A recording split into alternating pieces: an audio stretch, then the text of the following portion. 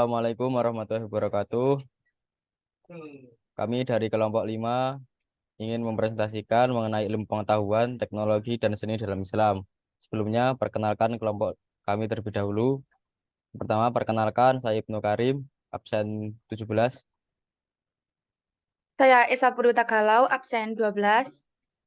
Saya Neva Febiani, absen 16. Oke, selamat menyaksikan. Yang pertama itu pengertian iptek. Ilmu pengetahuan adalah pengetahuan yang teratur atau sistematik yang teruji atau bisa dibuktikan kebenarannya. Sedangkan menurut filsafat ilmu, pengetahuan adalah segala sesuatu yang diketahui manusia menurut panca indera, intuisi, dan firasat. Sedangkan ilmu adalah pengetahuan yang sudah diklarifikasi. Next. Pandangan Islam terhadap iptek. Dalam pandangan Islam, iptek itu bersifat tidak ternilai atau tidak bebas nilai, yaitu harus disesuaikan dengan nilai-nilai ajaran Islam. Iptek merupakan pedoman dan saran bagi hamba dan khalifah Allah agar kualitas ibadah dan kesejahteraannya meningkat. Islam sangat mendorong pengembangan iptek. Terbukti dari banyaknya ayat Al-Quran atau hadis Nabi yang memerintahkan umat untuk memperhatikan penciptaan atau keberadaan alam semesta. Bahkan ayat yang pertama adalah perintah untuk membaca, bukan perintah tentang ibadah atau ritual tertentu. Terbukti pada surat Az-Zariyah ayat 56 dan surat Al-Baqarah ayat 30. Next. Pengertian seni. Seni merupakan ekspresi jiwa seorang yang identik dengan keindahan.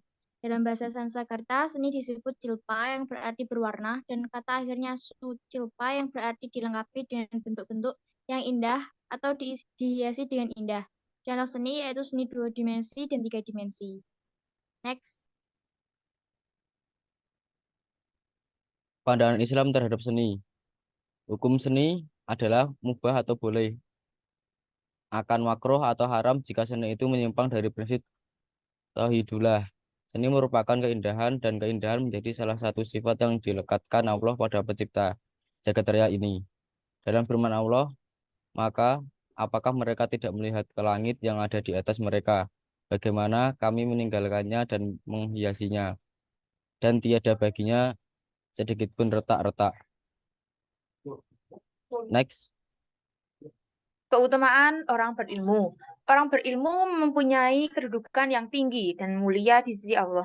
Dan Al-Quran juga menggelari orang yang berilmu dan meninggikan kedudukannya seperti yang tertulis dalam surah Ali Imran ayat 18. Dan mereka diberi gelar sebagai fasihun fil ilmu, ulul al-ilmi, ulul albab, al-basir, asami, al-alimun, al-ulama, al-ahya, dan nama gelar mulia yang lainnya.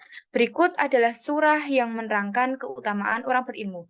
Di antaranya Quran Surah Al-Mujadalah ayat 11, Quran Surah Al-Baqarah ayat 247, Al-Hadis, Quran Surah Al-Fatir ayat 28, Surat Al-Baqarah ayat 30 sampai 32.